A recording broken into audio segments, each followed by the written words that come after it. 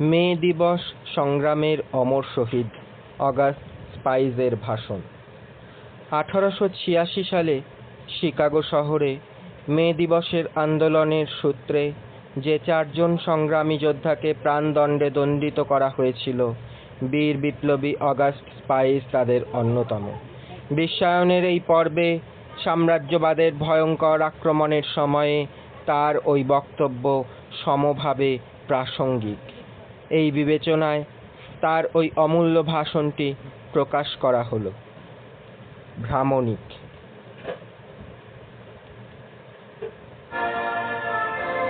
মাননীয় মহোদয়, এই আদালতে আমি যখন ভাষণ দিচ্ছি তখন আমি আমার শ্রেণীর হয়ে কথা বলছি অন্য শ্রেণীর প্রতিনিধিদের কাছে।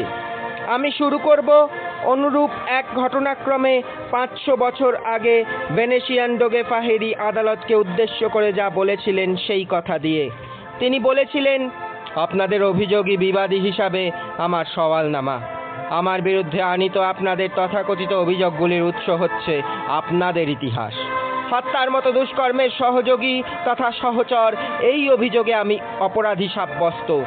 এই অভিযোগে দোষী সাব্যস্ত করে আমায় দণ্ড দেওয়া হয়েছে। রাষ্ট্র এমন কোনো প্রমাণ দাখিল করতে পারেনি যা থেকে প্রতীয়মান হয় বা কোনো ইঙ্গিত পাওয়া যায় যে কে বোমা ছুঁড়েছে সে সম্পর্কে আমার ধারণা আছে, অথবা বোমা ছোড়ার ঘটনায় আমার নিজেরই কোনো ভূমিকা ছিল। অবশ্য কথাটা আলাদা হবে যদি আপনারা রাষ্ট্রের অ্যাটর্নি এবং বনফিল্ডের সহচর থমসন গিলমারের সাক্ষ্যকে গুরুত্ব দেন। তবে জানবেন, এই সাক্ষ্য দেওয়ার জন্য তাদের মূল্য ধরে দেওয়া হয়েছিল। চঠামের ঘটনার জন্য আমি দায়ী এমন সাক্ষ্য প্রমাণ যখন নেই, তখন আমায় প্রদত্ত দণ্ড ও তার রূপায়ণ উদ্দেশ্য প্রণোদিত, বিদ্বেষপ্রসূত ও পরিকল্পিত হত্যারই সমতুল্য। এমন ঘৃণ্য হত্যাকাণ্ডের তুলনা মেলে কেবল ধর্মীয়, রাজনৈতিক বা ওই জাতীয় হত্যাকাণ্ডের ইতিহাসে। এমন অনেক বিচার বিভাগীয় হত্যাকাণ্ড ঘটানো হয়েছে যেখানে রাষ্ট্রের প্রতিনিধিরা হত্যাকাণ্ডের যারা শিকার তাদের বিরুদ্ধে আনীত অভিযোগকে সরল বিশ্বাসে মেনে নিয়ে নিজেদের দায় পালন করেছে। কিন্তু এই ক্ষেত্রে রাষ্ট্রের প্রতিনিধিরা সেরকম কোনো অজুহাত দেখিয়ে নিজেদের ভূমিকাকে আড়াল করতে পারে না, কেননা এই ক্ষেত্রে তথাকথিত সাক্ষ্য প্রমাণের অধিকাংশ তাদের চক্রান্তের ফল। তাদের এই তৈরি করা সাক্ষ্য প্রমাণের ভিত্তিতে আমাদের শাস্তি দেওয়া হয়েছে, শাস্তি দেওয়ার জন্যই বেছে নেওয়া জুরিদের দ্বারা। এই আদালতের কাছে, জনগণের সমীপে, অর্থাৎ কিনা রাষ্ট্রের কাছে, আমি রাষ্ট্রের অ্যাটর্নিকে এবং বনফিল্ডকে অভিযুক্ত করছি হত্যাকাণ্ড সংগঠিত করার ঘৃণ্য চক্রান্তে জড়িত থাকার অভিযোগে।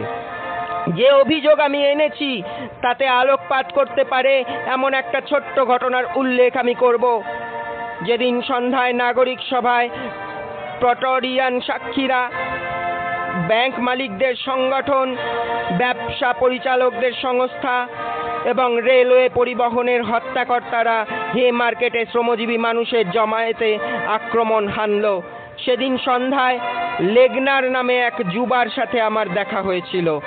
লেগনার অরোরা টার্নভেরিন সংস্থার সাথে যুক্ত। সে আমার সঙ্গেই ছিল, এক মুহূর্তের জন্য আমায় ছেড়ে যায়নি। বিস্ফোরণের ঘটনার কয়েক সেকেন্ড আগে আমি যখন 4 চাকার শকট থেকে লাফিয়ে নেমে পড়লাম, ততক্ষণ পর্যন্ত সে আমার সঙ্গেই ছিল। সে জানতো ওদিন সন্ধ্যায় স্কোয়াবের সাথে আমার দেখাই হয়নি। সে জানতো কারুর সাথেই আমার এমন কোনো বাক্যালাপ হয়নি যার কথা মিস্টার মার্শাল ফিল্ডের আশ্রিত থম্পসন তার সাক্ষ্যে উল্লেখ করতে পারে। সে জানতো যে শকট থেকে যে বোমা ছুঁড়েছিল তার হাতে দেশলাই কাঠি জেলে তুলে দেবার জন্য লাফ দিয়ে আমি নামিনি। লেগনার তো সমাজতন্ত্রী নয়, তাকে কেন সাক্ষীর কাঠগড়ায় আনা গেল না? কেননা রাষ্ট্রের সম্মানীয় প্রতিনিধি গ্রিনেল এবং বনফিল্ড তাকে ভূত তাড়ানোর মতো তাড়িয়ে দিয়েছিল। এই সম্মানীয় ভদ্রলোকেরা লেগনারের সম্পর্কে সবকিছুই জানতেন। তারা জানতেন যে লেগনারের সাক্ষ্য সন্দেহাতীতভাবে প্রমাণ করবে যে থমসন ও গিলমারের শপথ মিথ্যে, সাক্ষ্য মিথ্যে। রাষ্ট্র যাদের সাক্ষী মেনেছিল সেই তালিকায় লেগনারের নাম ছিল। তাকে সাক্ষী দিতে ডাকাই হলো না, অবশ্য কারণটা খুব স্পষ্ট, সত্য বটে। বেশ কয়েকজন বন্ধুকে লেগনার জানিয়েছিল যে শহর ছেড়ে যাওয়ার জন্য তাকে $500 পারিতোষিকের প্রস্তাব দেওয়া হয়েছিল। শহর ছেড়ে না গিয়ে সে যদি বিবাদী পক্ষের হয়ে সাক্ষ্য দেয় তবে পরিণতি যে মারাত্মক হবে এমন ভয়ও তাকে দেখানো হয়েছিল। লেগনার জবাব দিয়েছিল এমন একটা জঘন্য চক্রান্তে সামিল করার জন্য তাকে কেন যাবে না, বা তাকে ভয় দেখিয়ে দমিয়ে রাখা যাবে না। আমরা যখন লেগনারকে সাক্ষী হিসাবে চাইলাম তখন মিস্টার গ্রিনেল বললেন তাকে পাওয়া যাচ্ছে না, এবং মিস্টার গ্রিনেল একজন মানি ব্যক্তি। তিনি বললেন যে তিনি নিজেই লেগনারকে খুঁজে বেড়াচ্ছেন কিন্তু খুঁজে পাননি। এর 3 সপ্তাহ বাদে আমি জানতে পারলাম যে লেগনার নামে ওই যুবাকে অপহরণ করা হয়েছে এবং তাকে নিয়ে যাওয়া হয়েছে নিউ ইয়র্কের বাফালোতে। কারা অপহরণ করেছে, কারা নিয়ে গিয়েছে তাকে? রাষ্ট্রের আইন ও শৃঙ্খলা রক্ষার মহান 2 অভিভাবক, চিকাগোর 2 গোয়েন্দা তুলে নিয়ে গেছে লেগনারকে। মিস্টার গ্রেনেল নাগরিক সভা ও তার নিয়োগকর্তাকে এর জন্য জবাবদিহি করতেই হবে, এবং তারপর জনগণ বিচার করুন কারা হতে পারে সম্ভাব্য হন্তারক। আমি পুনরাবৃত্তি করে বলছি, না, বাদীপক্ষ আমাদের দোষের কথা আইনসঙ্গতভাবে প্রতিষ্ঠিত করতে সক্ষম হয়নি। আমরা অর্থের বিনিময়ে মূল্যকৃত সাক্ষ্যের কথা, শপথ নিয়ে প্রদত্ত মিথ্যে সাক্ষ্যের কথা, যেগুলি এই বিচার চলাকালে বিচারের কারবারনামায় লিপিবদ্ধ হয়েছিল, সেগুলিকে ধর্তব্যের মধ্যেই আনছি না। সেই সব সাক্ষ্যকে আমরা চ্যালেঞ্জ জানাচ্ছি। এই চ্যালেঞ্জের সন্তুষ্টি বিধান না করে আমাদের যে শাস্তি দেওয়া হলো, আসলে সেই শাস্তি বিচার বিভাগীয় শাস্তি নয়, রাষ্ট্রনিযুক্ত এক ভিজিলেন্স আয়োগ দ্বারা প্রদত্ত শাস্তি।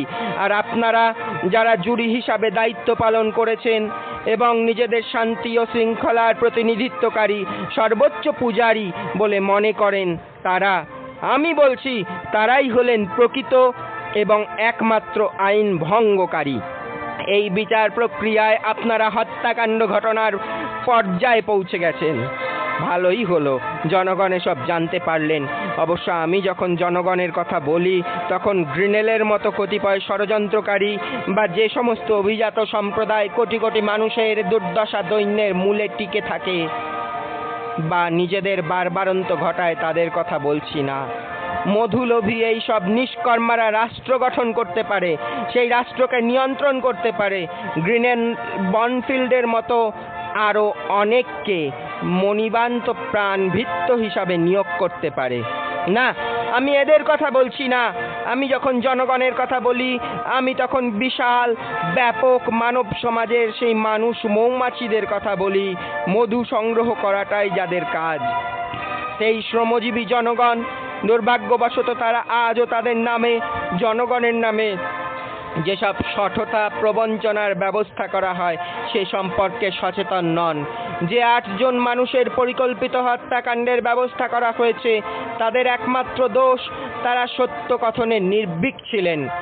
যে সত্য কষ্টভোগী লাখো কোটি মানুষের চোখ খুলে দিতে পারে, তাদের জাগাতে পারে। বস্তুত আমাদের ক্ষেত্রে প্রদত্ত দণ্ডাজ্ঞা এই লক্ষ্যে ইতিমধ্যেই অলৌকিক প্রভাব বিস্তার করেছে।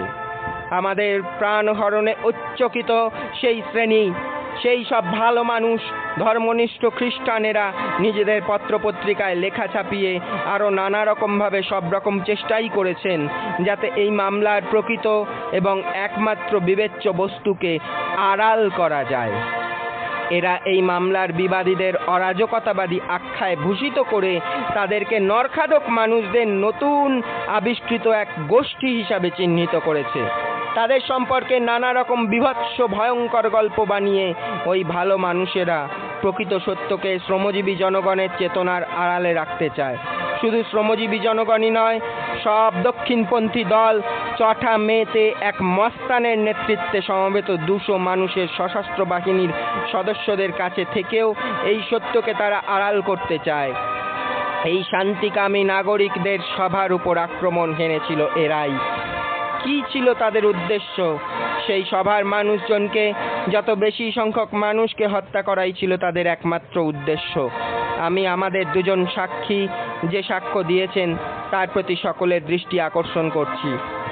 এই শহরের মজুরি শ্রমিকেরা অত্যাধিক শোষণের বিরুদ্ধে প্রতিবাদ জানাতে শুরু করেছিল। তারা প্রকৃত সত্যের কথা বলতে শুরু করেছিল। তারা আমাদের অভিজাত মালিক শ্রেণীর বক্তব্যের সাথে সহমত ছিল না।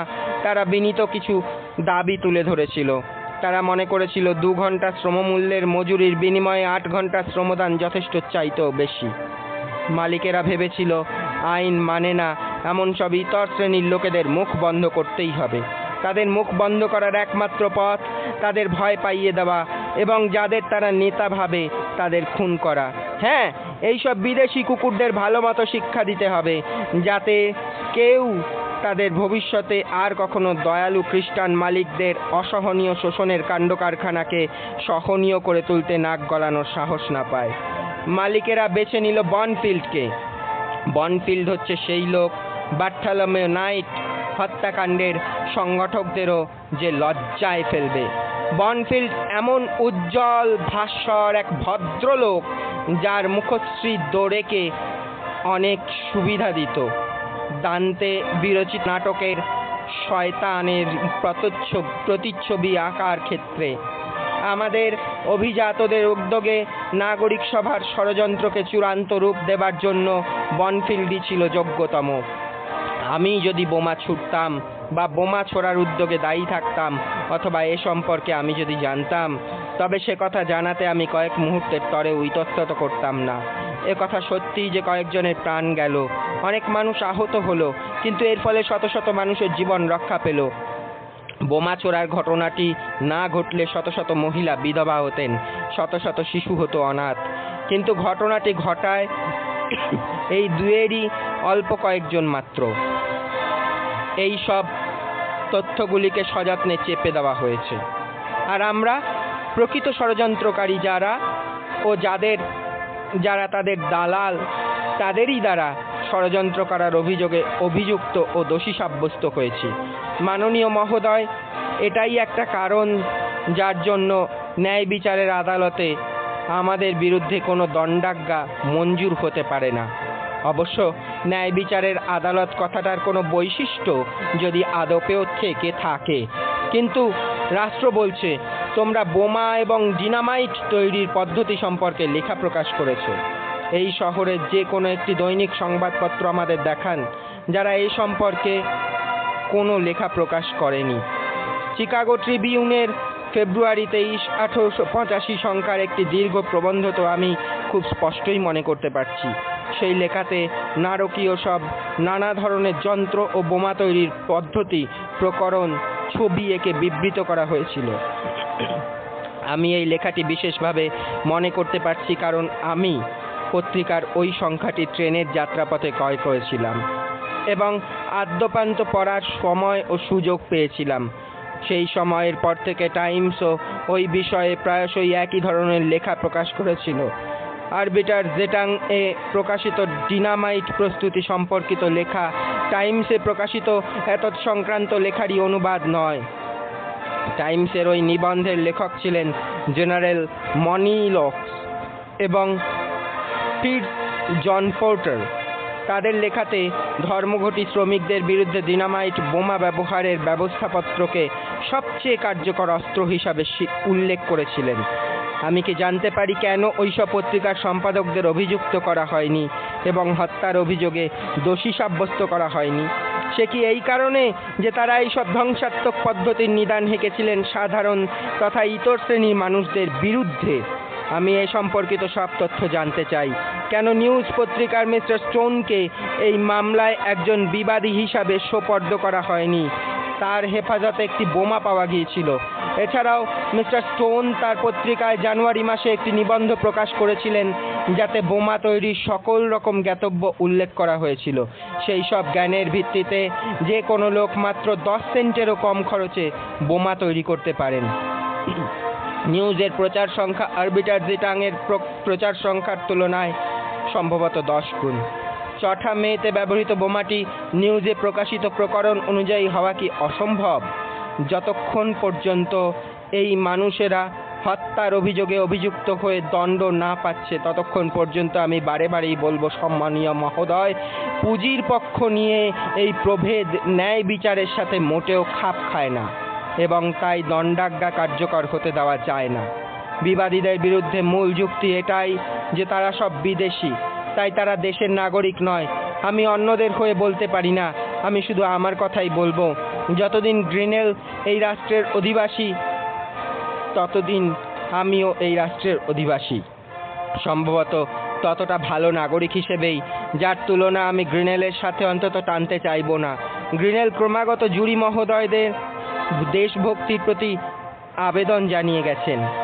এই আবেদনের পরিপ্রেক্ষিতে আমি ইংরেজ সাহিত্যিক জনসনের ভাষায় বলছি, দেশপ্রেম দুরাত্মার শেষ অবলম্বন।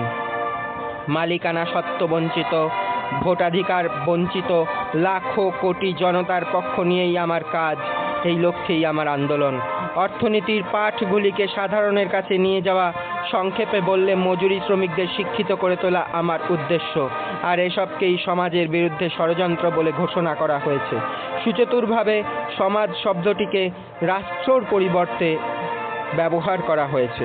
এই রাষ্ট্রের প্রতিনিধিত্ব করেন আজকের দিনের অভিজাতরা। শাসক শ্রেণী সর্বদাই এই অভিমত পোষণ করে যে জনগণকে অজ্ঞতার অন্ধকারে নিমজ্জিত রাখতে হবে, কেননা জ্ঞান বুদ্ধি বাড়ার সঙ্গে সঙ্গে জনগণ তাদের দাস্য মানসিকতা, বিনম্রতা, বাধ্যতা হারাতে থাকে। 20 বছর আগেও, অর্থাৎ 19বিংশ শতাব্দীর মধ্যভাগে কালো কৃতদাসের শিক্ষানুরাগ দোষণীয় অপরাধ বলে গণ্য হতো। কেন?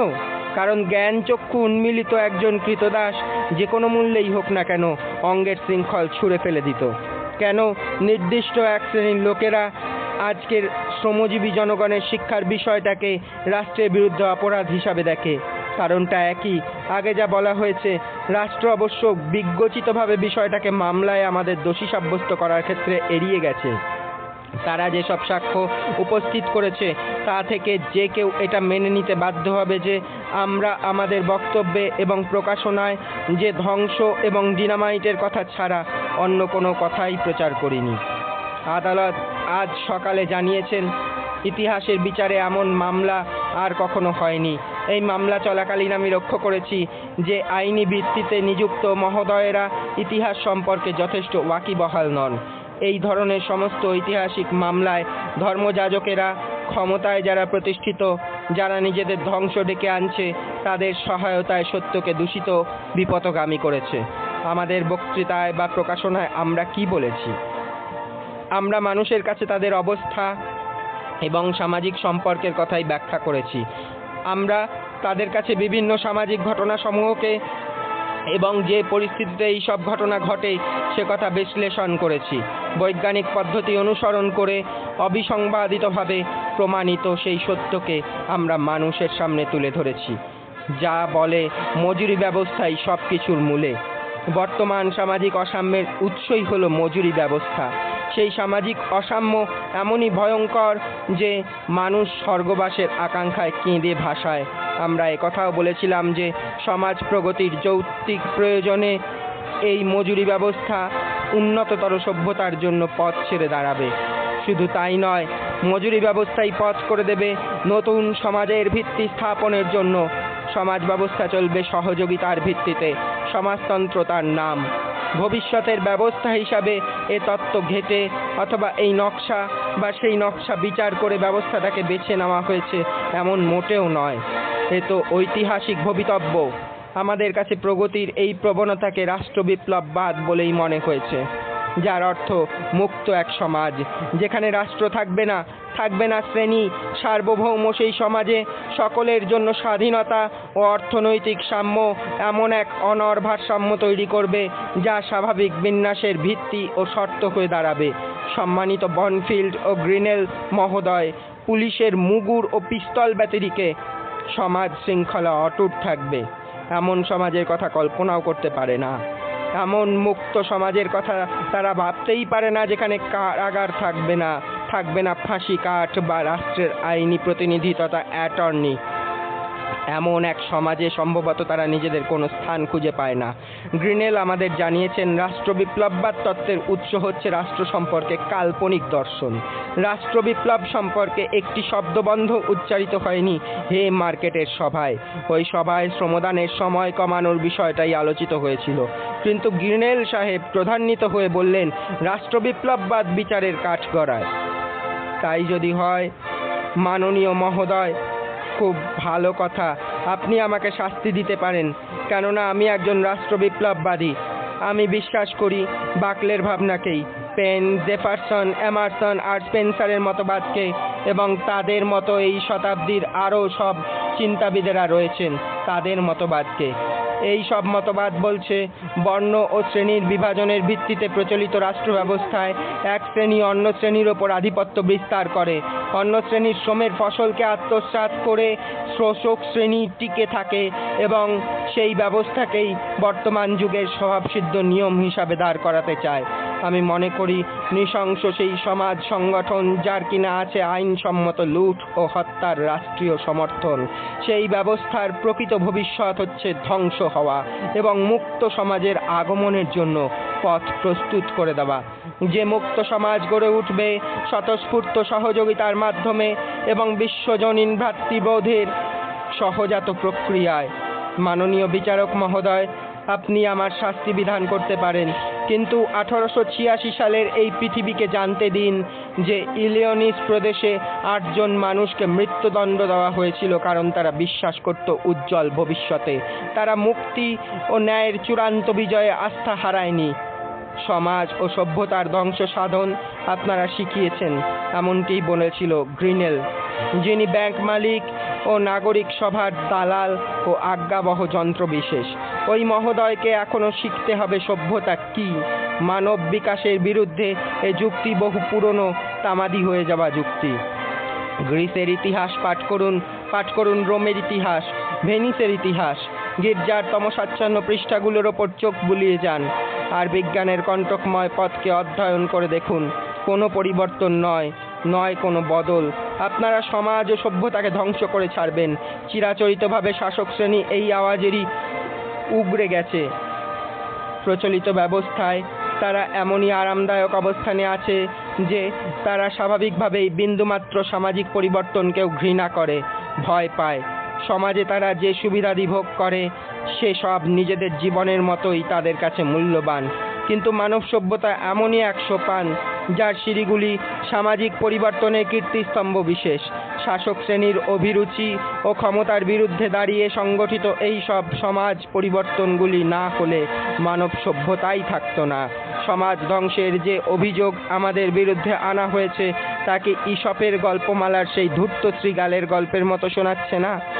আমরা যারা শয়তানের হাত থেকে সমাজকে বাঁচাতে নিজেদের জীবন বিপন্ন করেছি, সেই শয়তান যে কিনা সমাজের গলা টিপে ধরে আছে, সমাজের জীবনী শক্তিকে যে শুষে খায়, সমাজের সন্তানদের যে ভক্ষণ করে, তার বিপরীতে আমরা যারা সমাজের রক্তক্ষতকে নিরাময় করতে উদ্যোগী, আমরা যারা সমাজকে শৃঙ্খল থেকে মুক্ত করতে উদ্যোগী, যে দুঃখ দৈন্য আপনারা সমাজের বুকে নামিয়ে এনেছেন তা থেকে সমাজকে নিষ্কৃতি দিতে উদ্যোগী, তারাই কিনা হলেন সমাজের শত্রু। মাননীয় বিচারক মহোদয়, নরকের কীটেরাও এই কথায় অট্টহাসিতে হেসে পড়বে। এই ব্যঙ্গ, এই শ্লেষ আমাদের উদ্দীপিত করে আরও কথা বলতে। আমরা ডিনামাইট প্রস্তুতির বিষয়ে প্রচার করেছি, হ্যাঁ করেছি। ইতিহাস যে শিক্ষা দেয় তা থেকে পাঠ নিয়ে আমরা এই ভবিতব্যই ঠিক করেছিলাম যে আমাদের আজকের শাসক শ্রেণী তাদের পূর্বসূরির চাইতে অধিকতর বিবেকের পরিচয় দেবে, তা হয় না। আমরা বলেছিলাম তারাও নৃশংস ক্ষমতার জোরে প্রগতির রথের চাকাকে আটকে রাখবে। একথা কি মিথ্যে, নাকি আমরা যা বলেছিলাম সেটাই সত্যি? একথা স্বাধীন এই দেশের বড় বড় শিল্পগুলি কি আজ পুলিশ, ডিটেকটিভ, সেনাবাহিনীর আর শেরিফদের তত্ত্বাবধানে পরিচালিত হচ্ছে না? সামরিকীকরণের পক্ষপুটে আশ্রয় নেওয়া দিনে দিনে কি বাড়ছে না? আমেরিকার শাসক প্রতিভূরা মনে করে এই পদ্ধতিটা কাজ দিচ্ছে। যেমন জঘন্য অপরাধীরা সামরিক নজরদারিতে ঠিক থাকে। আমরা এই ভবিতব্যই আশা করেছিলাম এবং ভবিষ্যৎবাণী করি যে সত্তর এই ব্যবস্থা অসহ্য হয়ে উঠবে। তারপর কি? আমাদের সময়ের প্রভুদের হুকুমনামা হচ্ছে কৃতদাসত্ব, বুভুক্ষা এবং মৃত্যু। বিগত বছরগুলিতে এটাই ছিল তাদের কর্মসূচি। শোষিত নিপীড়িত মানুষদের আমরা বলেছিলাম বিজ্ঞান প্রকৃতির রহস্য ভেদ করেছে, বলেছিলাম আকাশের দেবতার মস্তিষ্ক থেকে আবার প্রসূত হয়েছে দেবী মিনার্ভা সদৃশ ডিনামাইট। এই ঘোষণা যদি হত্যাকাণ্ডের সমর্থক হয়, তবে এই ডিনামাইট আবিষ্কারের জন্য যাদের কাছে আমরা ঋণী, তাদের কেন অভিযুক্ত করা হচ্ছে না? ৪ মে তারিখে বা সেই রকম কোনো দিনক্ষণে প্রচলিত ব্যবস্থাকে বলপ্রয়োগে উৎখাত করার প্রচেষ্টা গ্রহণের জন্য তথাকথিত অভিযোগে যেভাবে আমাদের অভিযুক্ত করা হয়েছে, আমি মনে করি সে তো এক অসম্ভব অবাস্তব বিবরণী। আমার বিশ্বাস কোনো রাজনৈতিক পদাধিকারীও এমন বিজ্ঞপ্তি প্রদান করতে পারেন না। গ্রিনেল যদি মনে করেন এমনই এক অপপ্রচেষ্টার উদ্যোগ আমরা নিয়েছিলাম, তবে কেন তিনি ডাক্তার ব্লুহার্টকে দিয়ে আমাদের মানসিক সুস্থতা বিষয়ে কোনো তদন্ত করালেন না? বিকৃত মস্তিষ্ক পাগলেরাই এমন এক উদ্ভট পরিকল্পনা ফাঁসতে পারে, আর পাগলদের কখনো হত্যার অভিযোগে অভিযুক্ত তথা দোষী সাব্যস্ত করা চলে না। যদি ৪ মের ঘটনার পিছনে কোনো ষড়যন্ত্র থাকতো পূর্বে স্থিরীকৃত কোনো ব্যবস্থাপনা, তবে মাননীয় বিচারক মহোদয়, আপনি কি মনে করেন না ৪ মের ঘটনাক্রম যেভাবে ঘটেছিল সেভাবে না ঘটে সম্পূর্ণ ভিন্নতর ক্রমানুযায়ী ৪ মের সন্ধ্যায় বা তার পরবর্তীকালে ঘটনাগুলি ঘটত? ষড়যন্ত্রের এই মিথ্যে অভিযোগের উৎস হচ্ছে আমারই এক প্রদত্ত বক্তৃতা। গ্র্যান্ড র্যাপিড মিক এ ওয়াশিংটনের জন্মবার্ষিকী উপলক্ষে যে বক্তৃতা আমি দিয়েছিলাম, মধ্যযুগীয় সামন্ত প্রভুরা যারা শ্রমের ওপর প্রভুত্ব করেন, তারাই আমার এই ভাষণ দেওয়ার জন্য আমন্ত্রণ করে নিয়ে গিয়েছিলেন। সেই ভাষণে আমি বলেছিলাম বিগত শতাব্দীর মহান বিপ্লবীরা আমাদের দেশকে যেভাবে দেখতে চেয়েছিলেন, আমাদের দেশ তা থেকে এখন বহু যোজন দূরে। আমি বলেছিলাম সেই বিপ্লবীরা আজও যদি বেঁচে থাকতেন, তবে পাহাড় প্রমাণ সামাজিক মলকে আজিয়ান স্টেবল লৌহ নির্মিত সম্মার্জনী দিয়ে সাফ করতে উদ্যোগী হতেন, এবং তাহলে তাদেরও গায়ে লেবেল সেঁটে দেওয়া হতো এই বলে যে তারা সব গোঁয়ার সমাজতন্ত্রী। বোধ করি একথাও আমি বলেছিলাম যে যদি বিপ্লব ব্যর্থ হতো, রাজদ্রোহের অপরাধে ওয়াশিংটনকেও ফাঁসি কাষ্ঠে ঝুলিয়ে দেওয়া হতো। গ্রিনেল কিছু না জেনেই আমার বিরুদ্ধে গালাগালির ফোয়ারা ছুটিয়েছেন, কিন্তু এই